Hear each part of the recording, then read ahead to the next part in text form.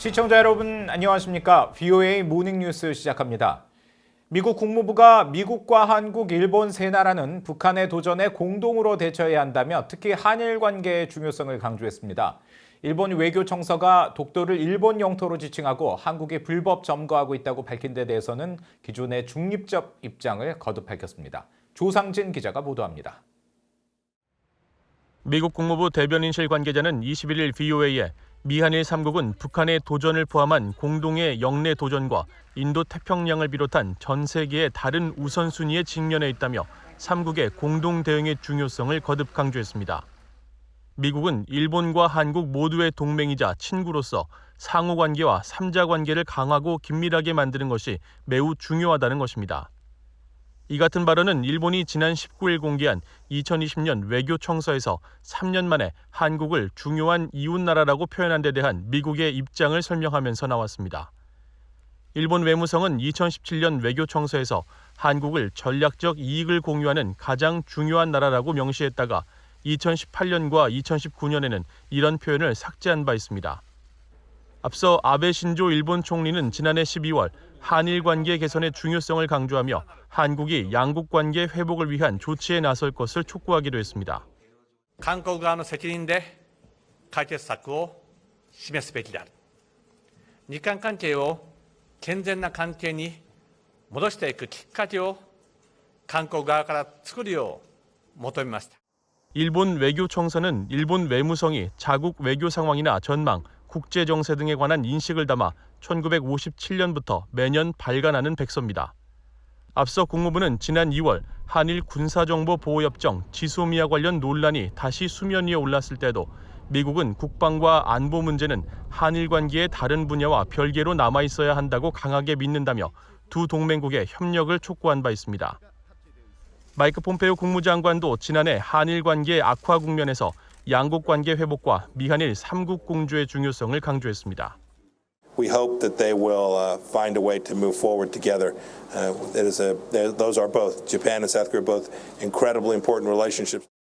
한편 국무부 대변인실 관계자는 일본 외교청서가 독도, 일본명 다케시마를 일본 영토로 지칭하고 한국이 불법 점거하고 있다고 밝힌 데 대해서는 미국은 리앙쿠르 암초의 영유권과 관련해 어떤 입장도 취하지 않는다는 기존의 중립적 입장을 거듭 강조했습니다.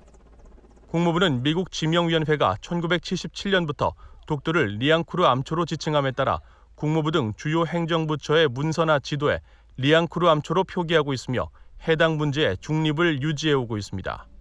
VOA 뉴스 조상진입니다.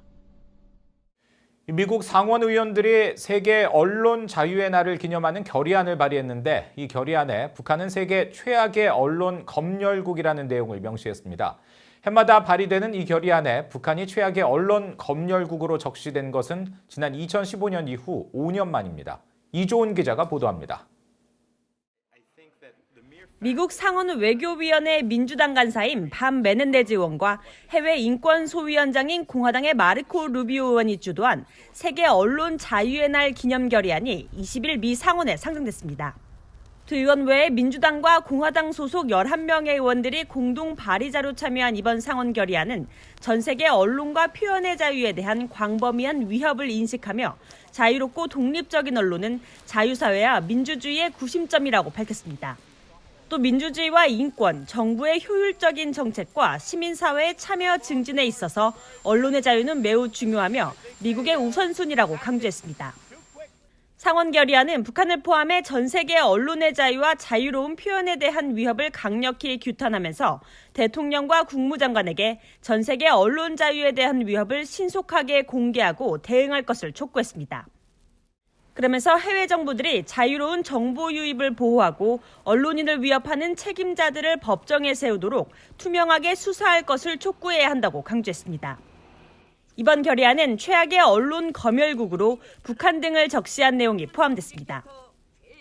국제언론감시단체인 언론인보호위원회에 따르면 전 세계 최악의 검열국엔 북한을 비롯해 중국, 이란, 쿠바, 에리트레아 등 11개국이 포함된다는 설명으로 지난 2015년 이후 5년 만에 다시 북한이 명시된 겁니다.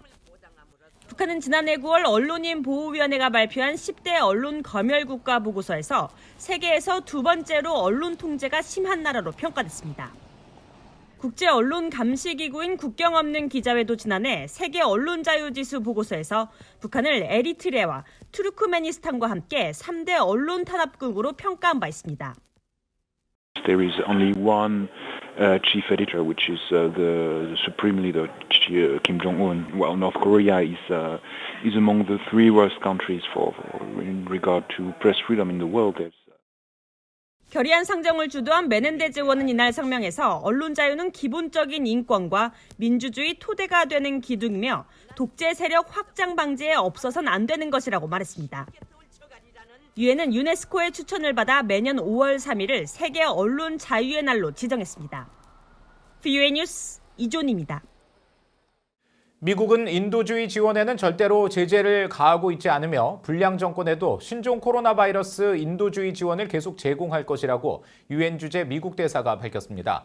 켈리 크래프트 유엔 주재 미국 대사는 21일 워싱턴의 민간 연구단체 허드슨 연구소 주최로 열린 화상 토론회에 참석해 미국은 인도적 지원에 제재를 가하지 않는다면서 도널드 트럼프 대통령과 마이크 폼페이오 국무장관은 이런 입장을 매우 분명히 밝혀왔다고 강조했습니다.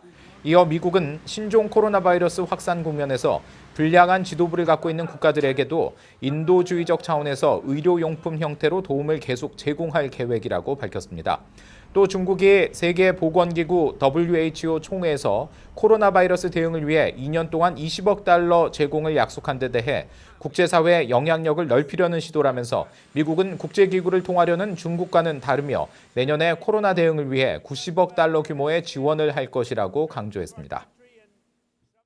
신변 이상설 속에 지난 1일 재등장했던 북한 김정은 위원장이 또다시 20일 동안 공개 행보를 하지 않자 한국 정부는 김 위원장의 동선을 예의주시하고 있다고 밝혔습니다.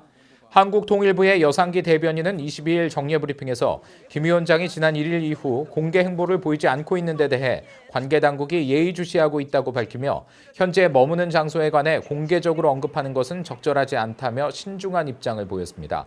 김 위원장은 지난달 11일 노동당 정치국 회의 주재 이후 20일 동안 모습을 보이지 않아 신변 이상설에 휩싸였으며 지난 1일 순천 인비료 공장 준공식에 모습을 드러낸 이후 다시 20일 동안 공개 행보를 보이지 않고 있습니다.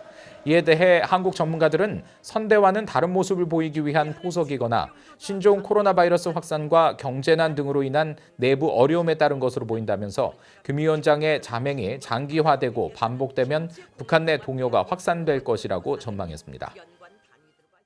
고노다로 일본 방위상은 신종 코로나 바이러스 사태가 끝나면 미국과 일본, 한국이 참가하는 다국적 연합 군사훈련을 진행할 수 있기를 바란다고 밝혔습니다. 고노 방위상은 21일 미국의 민간 연구단체인 아시아 소사이어티가 주최한 화상 토론회에 참석해 현재 일본 자위대의 준비태세와 관련한 질문을 받고 코로나 바이러스로 인해 다른 국가들과의 모든 훈련이 연기되거나 취소됐다며 사태가 마무리되면 영내 안보를 위해 다국적 연합 군사훈련에 참가할 수 있기를 희망한다고 말했습니다. 이어 오는 8월 미국 하와이에서 열리는 환태평양 훈련, 림팩은 예정대로 실시될 예정이라면서 일본은 해상 자위대 함정을 보내 훈련에 참가하며 한국이 참가하면 미한일 3국이 연합 군사 훈련을 하게 될 것이라고 밝혔습니다. 이와 관련해 한국 정부는 오는 8월 림팩 훈련에 참가할 것으로 알려졌는데 북한은 그동안 림팩 훈련에 대해 북한을 겨냥한 전쟁 연습이라고 주장하며 비난해왔습니다. 이상으로 VOA 모닝 뉴스를 마칩니다. 시청해주신 여러분 고맙습니다.